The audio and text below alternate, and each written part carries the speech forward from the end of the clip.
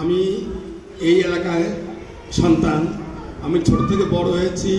আমরা তো মঠ অনেকবার দেখেছি, মঠ দেখতে আসতাম ছোটকালে। মঠটা কীরকম এটা আমরা দূর থেকে দেখতাম, কাছে এসে দেখেছি, তাই না দিলীপ মামা? আমরা ছোট থেকে বড় হয়েছি, দেখতে দেখতে বড় হয়েছি। তো আমরা মনে করি যে আসলে আমরা সবাই একই এলাকায় বসবাস করি।